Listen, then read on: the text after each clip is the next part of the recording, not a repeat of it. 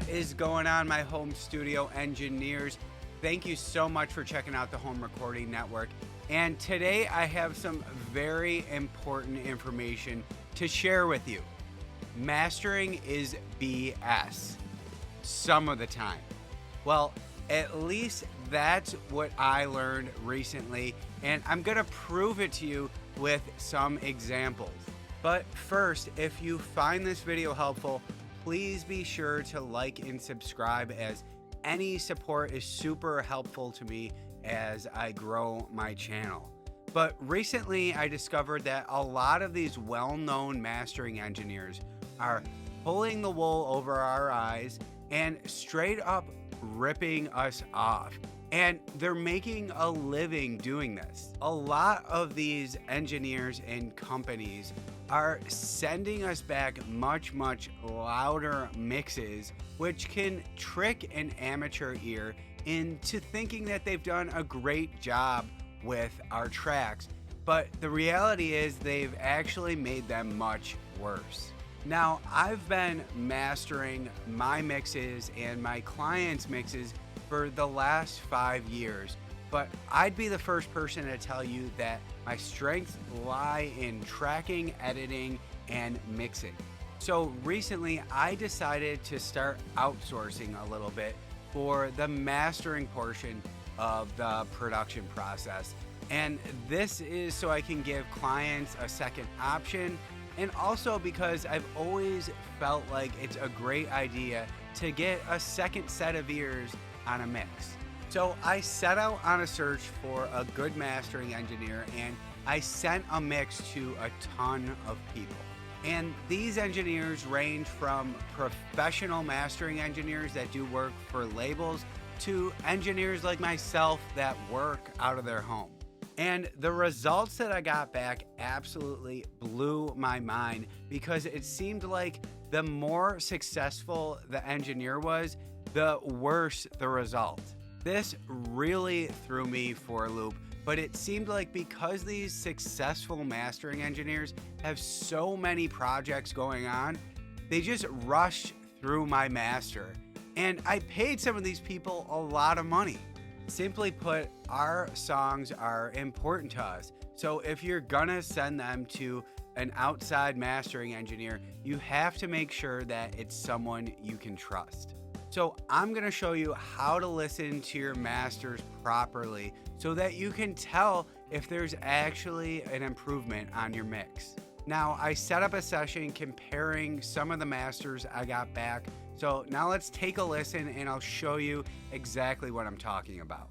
All right, like I said, I got a ton of masters back, but I just picked 5 to show you. So of course I have the final master in here. I also picked the runner up to show you, which was a close second.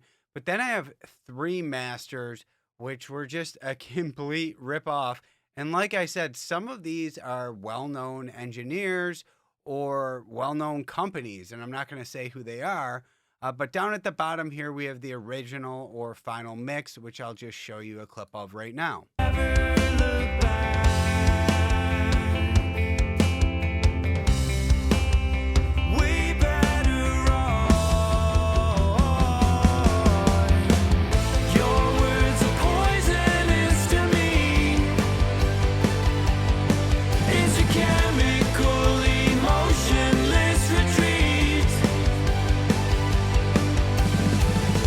Yeah, so this is a pretty solid rock mix. And by the way, if you want to see how this song was mixed, or you want to learn how to make music this tight from your home, go ahead and sign up for your free trial of my Masters of Home Recording membership.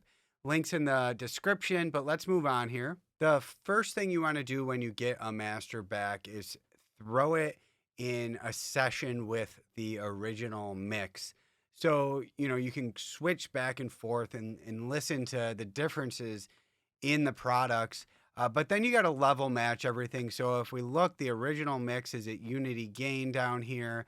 And then I have just level matched all the masters because, if we hear a louder mix, it's obviously going to sound better. So everything's got to be at the same volume to get a true comparison. Now, let's check out the first master. And this was the first guy I went to, and I was just very disappointed.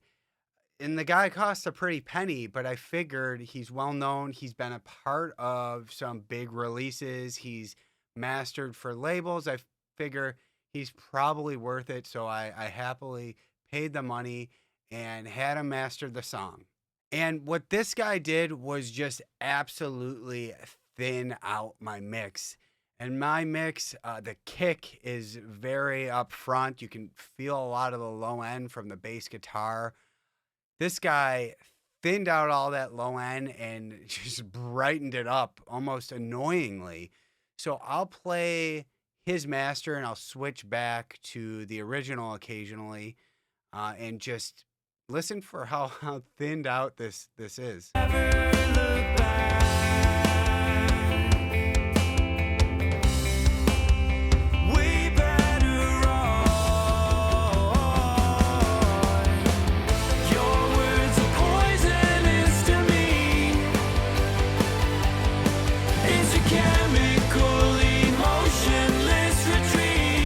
All the low end from the kick and the bass just disappeared there. And the song's just annoyingly bright. And like I said, this guy is a well known mastering engineer. Maybe he rushed through this. I definitely agree that my mix was a little bit muddy and could be brightened up a bit, but he just went way overboard. So it just goes to show you, someone could be super expensive, but they might rush through your song or just treat it like they don't care. They might not put a lot of time into it. Now, this second master was done by a company known for just churning out masters. I mean, they get a lot of work. They have a bunch of mastering engineers on staff. I figured I'd try them out.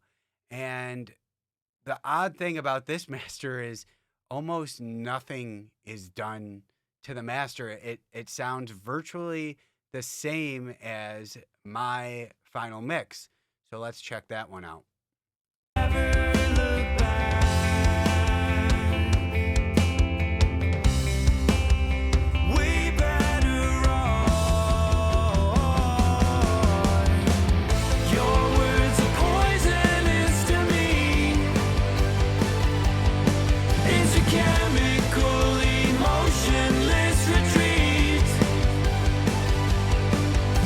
So this master is maybe the tiniest bit brighter, but not even a noticeable difference. But they basically just put a limiter on it and called it a day. And when you throw a limiter on things, it's obviously going to make your mix lose punch. So when you level match it like this, it's not going to sound as good as your mix. And the thing is, when I asked them what they did to it, they replied back and said that it really didn't need any work. So if it really didn't need any work, why did I pay them to do it? I could have just thrown a limiter on the mix and been done with it. But nope, they took my money and they probably spent 5 to 10 minutes on this, if that. The next master I got, and I got some bad ones, but I just wanted to show you, probably the worst one I got. And this is a guy with, a ton of outboard gear. So he probably ran this mix through all his gear and, had a bunch of fun with it. But if you listen, it almost sounds like he sent the master back in mono. So the sides completely just disappear. It sounds much worse beside that, but just listen to this. So I'll start with my mix and I'll solo his master.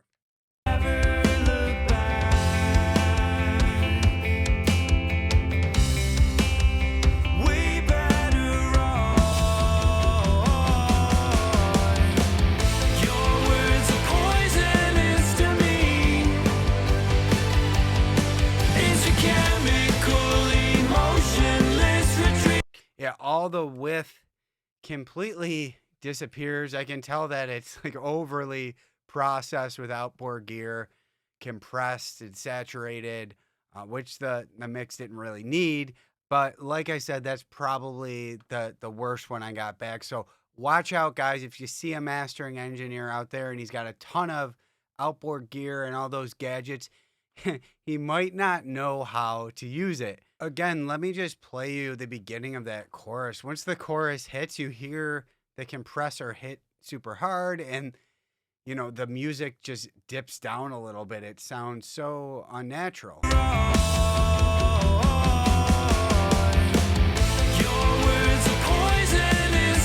Yeah, and I don't know how he thought it was an improvement on the mix, but he did, and that's the master I got back. Now, the two masters that I was, struggling to choose between were actually engineers that were nice enough to send me free samples or test masters, before I chose them, which was super awesome.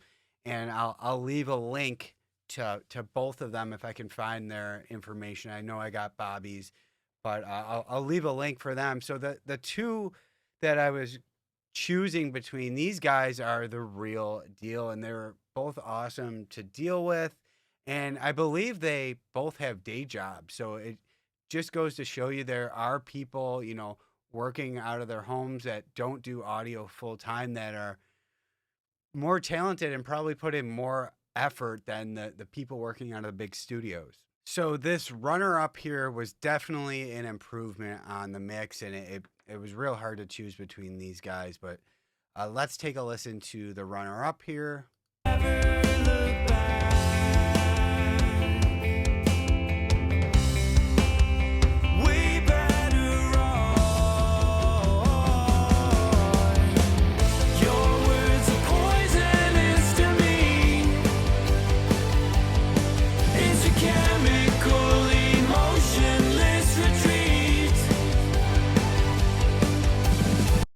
See, that's just the perfect amount of brightness, and he took out some mud. It's like I said, it's definitely an improvement on the mix. And the last master here, the final master, he went a little bit bigger, but he also really built up into the choruses and did some automation and put in a little extra work.